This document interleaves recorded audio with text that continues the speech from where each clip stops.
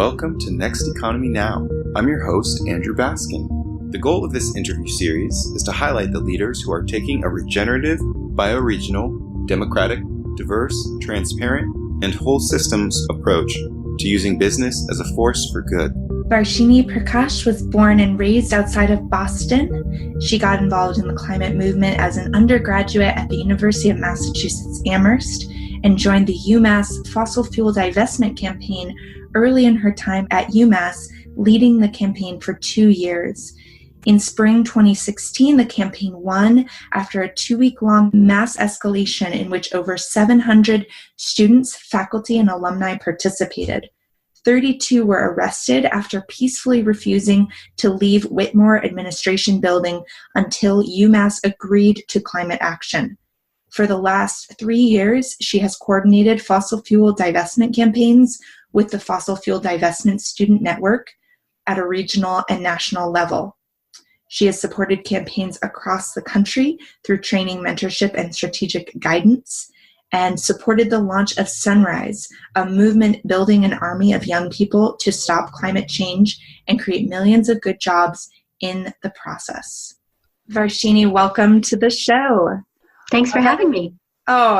I got to start by just saying I am so honored to be talking with you. The work you're doing right now is just giving me so much inspiration. So I'd love for you to share with listeners just introduction to your story. How did you get involved in this movement, and what is the Sunrise movement? Sure. So hi, everybody. My name is Varshini Prakash. I am 25 years old. I hail from outside of Boston, Massachusetts. And I am one of the co-founders of and currently serving as the executive director for the Sunrise movement, which is building a movement and an army of young people, really, to stop the climate crisis and create millions of good jobs for our generation. And we really see our work as lying at the nexus of both protest organizing and electoral organizing. And we work to get fossil fuel money out of our political system to elect climate champions to office who have our best interests at heart, and to start to build the public and political consensus around the real solutions to the climate crisis, like a Green New Deal. So I really got started in all of this work as a college student at the University of Massachusetts Amherst, where I was helping to run a fossil fuel divestment campaign. So getting our institutions to stop investing in oil, gas, and coal corporations that were destroying our generation's future. And led that campaign to victory, actually, after about 3 years. But about a year out from when Trump was elected to office, I think it was the fall or winter of 2015, a series of really horrible climate-fueled floods struck where my family is from in southern India. I remember, streets and roads that I had traveled to and visited just covered in 8 feet of water, like mothers and children walking miles to sanctuary. And thank God, my grandparents had been traveling at that time to visit family, because if they hadn't, they might have been caught in the deluge without food, without water, without electricity for days, perhaps even weeks. And so this was this really politicizing moment for me, where I realized that the floods were getting bigger, the hurricanes were getting stronger, the climate crisis was genuinely worsening. And yet our movements weren't growing, and our politicians weren't acting with the kind of haste and urgency that many young people and communities who are on the front lines of this crisis feel in their bones every single day. So I convened a team of alongside some other folks, convened a team of about 12 individuals from across the youth climate sphere. And we spent about a year and a half of strategic planning and organizing, studying the history of social movements, contemporary ones and historical examples, and ultimately launched Sunrise in July of 2017 with 6 people, all under the age of 26. Thank you for that. I really appreciate the youth leadership, and we'll talk more about that as we get on with this interview. Just draw our listeners into this vision that you're creating of what what true economic development could look like and what the Green New Deal could look like. Why the jobs piece? Why the economics piece? Why is that important in this discussion around climate? Yeah, absolutely. There's so many answers to that. But what I'll say is that for many, the Green New Deal is really trying to get at the two twin crises of the climate crisis, where, as recently as just a couple months ago, UN climate scientists are telling us that we quite literally have 12 years to make unprecedented changes to every aspect of our economy and society to essentially protect the future of humankind as we know it. So we're operating on an extremely short timeline, and if we fail to meet that timeline, could result in the demise for millions of people around the country suffering from pollution, the effects of worsening disasters, the spread of disease, the absolute extremities in weather, heat and cold, and the erraticness of our weather patterns as it relates to the climate crisis, amongst many, many other things like sea level rise and gentrification, et cetera, associated with the climate crisis. So that's one. And then the other one is inequity and inequality in our country and the world. We somehow have tolerated an economic system that allows for 8 people in the world to control as much wealth as the bottom 3.5 billion, which I can't even actually understand how much wealth that is. Like, that is an absurd, nauseating level of inequality that exists. And also permeates a lot of the American economic and social systems as well. So we've seen this real capture of our government by corporations and a wealthy and elite few, and seen the way in which inequality has really created so many issues in our society. And so the Green New Deal is saying that we can tackle both of these things at once, both the climate crisis and the crisis of inequality in this country and around the world. And what it is essentially is a massive mobilization of the United States, of our resources, our intellect, our ingenuity, and our creativity to get the United States to an 100% renewable energy future, to ensure that millions of people get access to good paying jobs and are guaranteed jobs in the economy, and make sure that we are also including communities that have historically been left out of economic prosperity, communities of color, indigenous folks, low-income families, and more in this process as well. And so just a little bit of what you said on the jobs front is, like, for so long there has been this toxic, completely incorrect understanding of of climate action that has pitted jobs in the economy against climate action. And we are saying that that is not true, that is a lie that has been perpetrated by fossil fuel executives and billionaires in a wealthy class that wants to uphold the system of, like, burning and polluting that has driven the American economy for a while, to say that actually there are millions of jobs to be created. We'll have to fight for them to be good paying, unionized, like, jobs that are actually good for workers and include benefits and all of that, but that there is a huge opportunity here that it will actually be good for the economy to do a lot of the work associated with averting the climate crisis. And I'm curious, you work with young people all the time. Could you paint a picture for our listeners around what is inspiring these young people? What are the types of jobs and tasks that your generation is prepared to take on if and when the Green New Deal goes forward?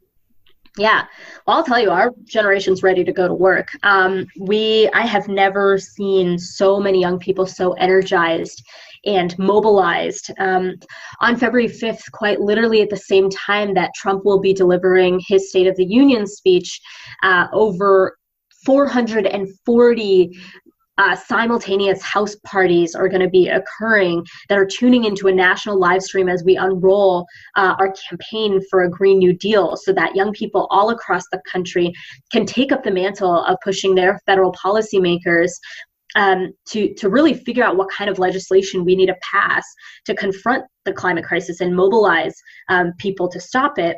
And we're seeing tens of thousands of people getting ready to participate in that campaign. And so I'm just really energized in this moment. And I think what is driving people, especially young people, is the focus on racial and wealth inequity that is really baked into the DNA of the Green New Deal. As well as this vision that's actually in line with what the climate science is telling us is necessary, which we have never seen before in American history, as long as we have known about the climate crisis.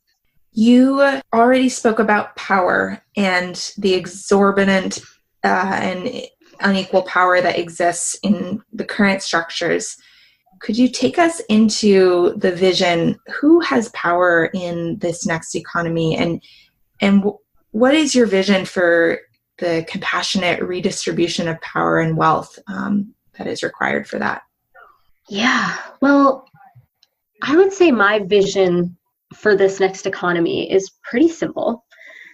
I think much of this stems from what our values are and how we articulate them, and the kind of society, government, economy that we are striving to create is one that should guarantee all people. This is going to sound extremely simple when I say it, but it's not a reality. So we've got some work to do. But a world where all people have the right to breathe clean air, to drink fresh water, to have access to a safe home and a livable future, and can live their lives in peace and dignity. And that seems like a no-brainer. That seems like something every person should have.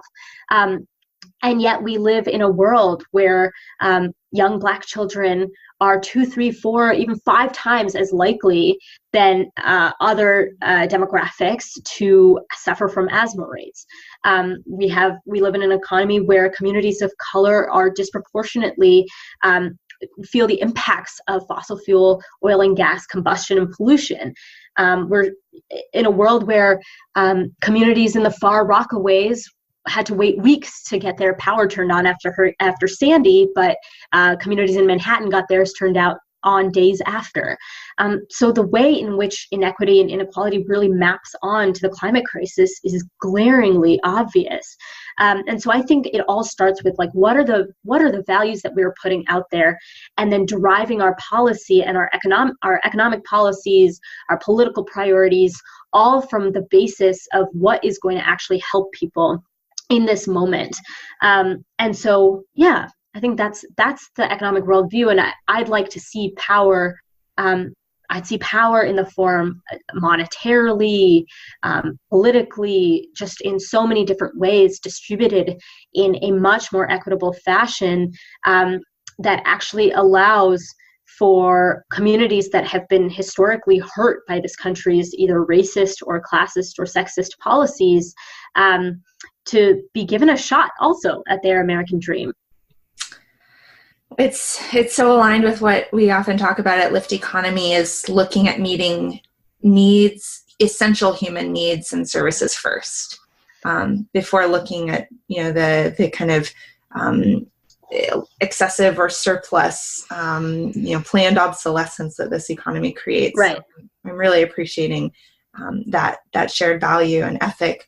I want to veer a little bit and talk about, I'm sure it's on your mind, and it's been on my mind too, how are we going to get this Green New Deal written and proposed and created? Talk a little bit about maybe your strategic plan, your theory of change. How does this actually happen? Sure. Yeah. It's no small goal to pass a Green New Deal in this country. And honestly, it's not even going to look, I think when we think about what a Green New Deal was, we have to look back at our historical examples. The term Green New Deal came about because it harkens back to a historical example of the New Deal, which was a set of policies and programs passed in the FDR administration that really looked to elevate the working class and the middle class following the Great Depression. And it wasn't just one giant New Deal bill or piece of legislation. It was like a series of programs that were rolled out over a decade or more of time that really started to create a new common sense in America of who government should be for and who we take care of and why. And so in a very similar way, we think that solving the climate crisis is going to involve many pieces of legislation over many decades of time, starting now. And that is going to require, in order to make that kind of like massive transformation, we think we need 3 really, really key ingredients. One is a heck of a lot of people power. So that looks like a very large, very vocal, very active base of people who are just clamoring for a Green New Deal, both at the ballot box, who are participating in organizations and movements like Sunrise, who are, feeding the movement, participating in a whole number of ways. So if you're out there listening to this, you should join the movement if you haven't already at sunrisemovement.org. The second ingredient is political power. So we actually, Alexandria Ocasio-Cortez and other leaders like her have been really pushing the conversation about a Green New Deal. But like, truth be told, we need 50 Alexandria Ocasio-Cortezes. We need people who see this issue as theirs, who are championing it, who are sticking their necks out, who are fighting tooth and nail to make it a reality, because that's the way that politics is going to change. And then lastly, we think we need like thousands and thousands of advocacy, citizen action, mobilization groups, think tanks, economists, electoral organizations, academics, more, who are actually business folks, who are coming together around this vision for a Green New Deal and who are advocating for it in every part of society. So Sunrise's strategy really focuses on these 3 pillars that we think we need to pass a Green New Deal. We're working really actively to build the people power side of things. We've exploded in the last year. We have, like, in the last 2 months, we've gotten over 100 new Sunrise chapters. So there are 135 Sunrise chapters in existence right now, hoping to get that up to like 300 by the end of the year. We're working to get thousands of groups supporting and signed on to advocate for a Green New Deal. And we have seen almost every major presidential contender on the Democratic side embrace to varying degrees a Green New Deal. And so we're going to be pushing those politicians to keep a Green New Deal at the top of their political agenda and be talking about it through all these primary debates and the general election next year, and ensure that by 2020, the climate crisis and really through a Green New Deal has become one of the top political priorities in our nation. You are working so beautifully and imperatively on the systems shift, the kind of macro systemic piece. Are you also seeing in your movement how that ripples out into the personal activism and the kind of personal responsibility of people taking daily action to address the climate crisis? And how do you see those two as relating to one another? Well, you can't get the system changed if you don't have millions of those people doing the daily activism. I mean, this stuff isn't rocket science. It's like millions of people, or, at this point, it's like tens of thousands of people every day who are meeting, talking, showing up every place that their politicians are, showing up with signs. I think it's a really important thing to address because for example, I've seen finger-pointing redirect happen on the political playing field, and I've seen it be an attack at activism. And I think one of the powerful things that we're realizing, especially in the recent decades, is that the reason we're all addicted to fossil fuels is because of systemic reasons, right?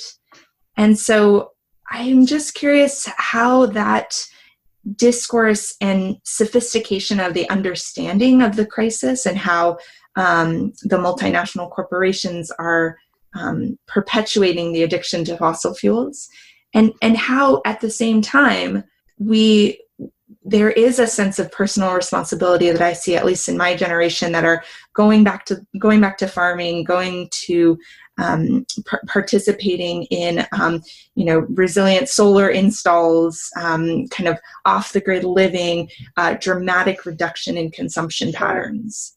So I'd love to hear kind of how that's showing up in your world. Right. I mean, so to your point about the systemic nature of how we got into this whole mess, because of, a lot of campaigns that people have run, and just because of what we know about our own history, we know that corporations like ExxonMobil had some of the best climate science back in the 70s and early 80s, and were extremely well aware that the planet's temperature was warming and that it would be catastrophic for our generation and future generations, and potentially completely destabilizing the world economy. And I think that at the moment when they realized that it was actually going to hurt, first and foremost, their bottom line, they chose, instead of changing their ways and changing the profit motives of those industries, they chose to actually invest billions of dollars into both buying out politicians of both political parties, although the corporate capture of the GOP in particular has been really, really intense over the last year. And it's been clear in the way that most of that party has wholesale embraced climate denialism. But also that Democrats have received money from the industry as well, and have while they have avowed to do something about the crisis, haven't done anything nearly commensurate to the scale and magnitude of what we're anticipating is coming down the line. So there has been this really wild systemic apparatus that's been created, and that's defining our reality right now. And at the same time, people are telling us, leave it to the markets, leave it to the markets to figure it out. And while there's definitely changes happening and investment in renewables and all of that, if we, waiting for the markets to change an entire global economy at scale in the next 12 years is frankly absurd, and it's never going to happen. And so I actually think that the personal activism, the personal decisions that people make that added up actually move us to make these macro political changes. And with the analysis of the systemic reason why we got here, we can actually propose the solutions. I think that personal activism is so essential, and we literally cannot do anything on the scale of what a Green New Deal is talking about unless millions of people actually rise up and say that we need it, and stop business as usual from continuing forward until we get it. So I think those pieces really play very closely together. Do you think youth in particular are particularly suited because at a point in your life where you haven't necessarily chosen a career path that is industry, talk a little bit about why youth leadership, why now? Totally. I mean, I think we just have to go back into our history again, and it's very telling of who has actually supported, started, and moved massive transformations in our country's past. On the precipice of great calamity, for prior to massive civil rights victories and things like that, it was always young people who were the vanguards of social change. We saw that in the civil rights movement and the LGBTQ movements, in women's suffrage. We saw it in so many different movements in our history's past that have forced such big changes in our society and had ripple effects for generations. So I think it makes sense that young people, who also have some of the most at stake if we don't win this climate fight, who will literally inherit potentially a chaotic and broken world that is careening into war and violence and famine, is particularly positioned to fight for the adequate solutions that we need to literally live our lives in peace. So I think I've seen a lot of energy from young people because of that. We're pissed at the generations above us who have gotten us into this mess, who still are dragging their heels to do anything substantive about it. And I think there's a real feeling amongst young people of looking out around us and asking, like, where are the adults in the room? Like, who is taking responsibility for this mess? And seeing no one, feeling like we need to take up the mantle ourselves. It's a great segue. I want to talk a little bit about what you look for in a leader and what leadership in this new era looks like to you. And it's, you talk about needing 50 more Alexandria Ocasio-Cortezes. And so, talk about what you're screening for in leadership right now. Yeah. I mean, are you talking about political leadership? I would love to hear about political leadership from you. Okay, great. Because when you said leaders, I didn't actually immediately think politicians. I actually immediately thought people in our base who are, 17 and leading busloads of young high school students to actions. I think I'm looking for in a politician someone who is unafraid to call for the kinds of solutions to the greatest crises of our lifetimes that's actually in line with what the vast majority of people need and want. We've seen massive support for policies like a Green New Deal, like Medicare for all, like raising the minimum wage, ending cash bail, a number of different things that have massive and overwhelming public support. And yet too few politicians who are actually have the kind of moral conviction and courage to put their necks out and take a risk and call for it. But we see that when they do, they become some of the most popular politicians in our country. For example, Bernie Sanders or Alexandria Ocasio-Cortez. And so I think I'm looking for somebody who actually has deep values that are centered on ensuring that people have the rights to a good and healthy and safe life, and that they are accountable first and foremost to people, not to the people who bankroll their campaigns or wealthy elites or corporate executives first and foremost. And I love that when I asked you about leadership, you imagined the 17-year-old leader in your base. So definitely. Talk a little bit more about that leadership too. Sure. Yeah. I mean, it's part of the best part of being in a movement is it's leaderful. There's just so much leadership and it looks like so many different things. Like, I just feel like I'm constantly inspired by people. For example, like my colleague, Victoria Fernandez, who runs our digital team and is coordinating quite literally hundreds of events and distributed actions and house parties and is really the machine behind all of our online work. And I'm so inspired by her every day and what she does. And she doesn't get a lot of public recognition, but it is just such a champion and is doing the work that is what people see of Sunrise on the outside. There's just so many people like that every day. There's 12-year-olds who are out in Denver, Colorado, who are striking from school every Friday because of the climate crisis and are calling on other young people to take action with them.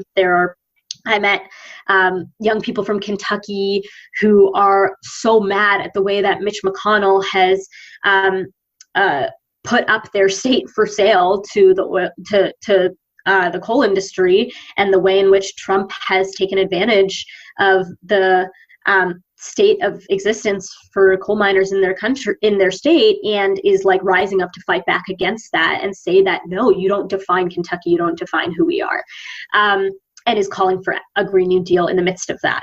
So I'm just there's so many examples I could point to. The list would go on forever, but we're just seeing this new moral leadership from young people on the issue of climate that is so meaningful, of young people starting to rise up and use their voice to really hold our politicians' feet to the fire, and say that time is running out and you need to answer to us.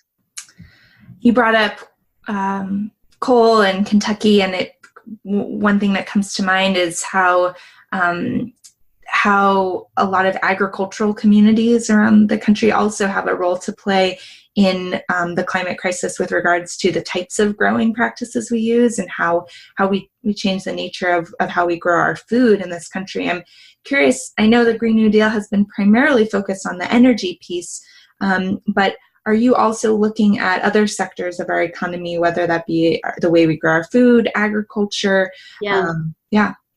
Yeah, absolutely. So actually, the Green New Deal is talking about eliminating all warming emissions from every sector of society. So that includes, yes, the energy sector, but also transportation, agriculture, industry, and other ways.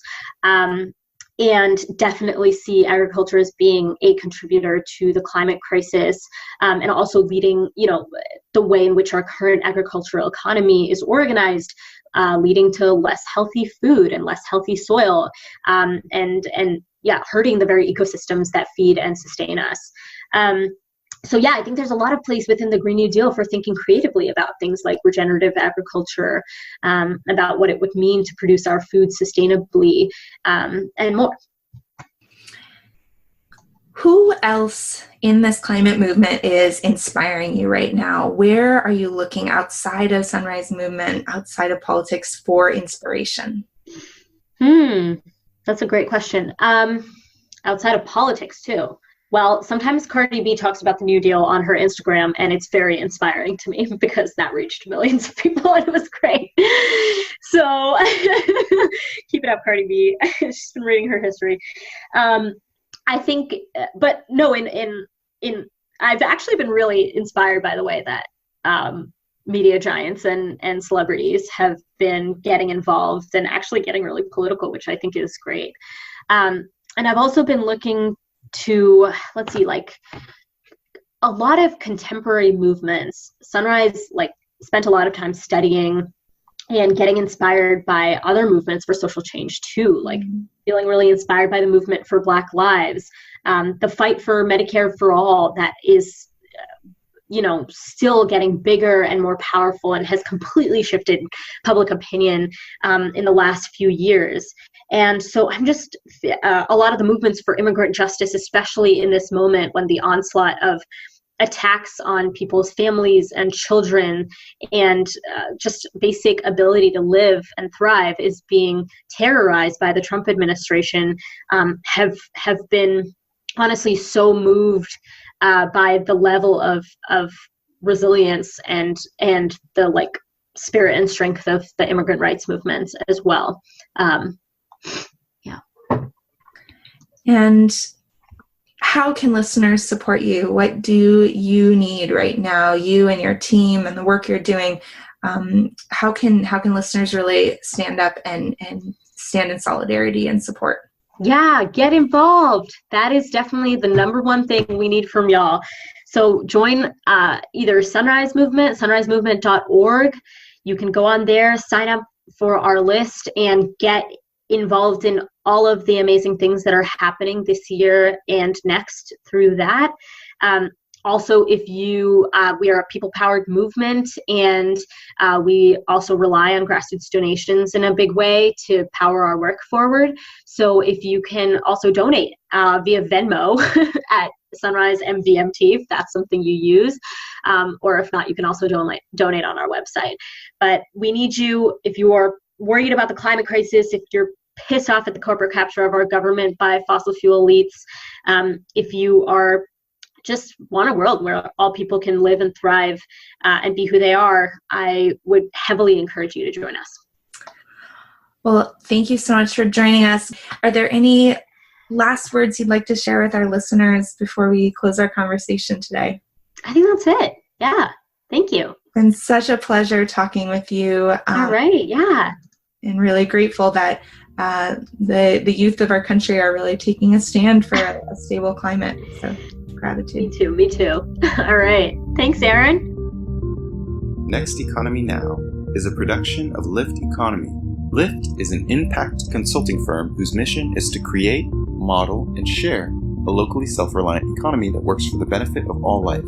To listen to all our past episodes or to share your thoughts about the show with us, visit www.lifteconomy.com/podcast. That's LIFT economy.com/podcast. You can also subscribe to this podcast through iTunes, Overcast, Stitcher, or wherever you get your podcasts. Please take a moment to rate us on iTunes. It's really very helpful in allowing these ideas to reach a wider audience. Once again, thanks for listening.